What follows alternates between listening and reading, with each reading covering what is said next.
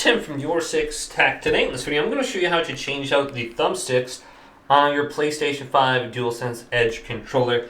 And if you just bought this, this is really easy to do. So I have these control freaks on here, and I want to try some of the ones that came with it. So all you have to do is simply lift up. Boom, and it'll snap off, just like that. Boom.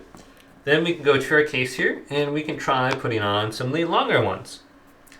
So to put it on, you can kind of see how this will align. All you have to do is really push down. It'll snap in. So I like the longer one on the right side, and then typically a shorter one on the left side. So this should just snap in, just align it, boom, you're good to go. So I do like these control freaks on here, just because they add a little bit more, how would you describe it? They're a little bit bigger for my thumbs. So hopefully this quick little video did indeed help you out. Did leave it a big thumbs up and subscribe to my channel down below for more tech videos coming up next on YourSixTech.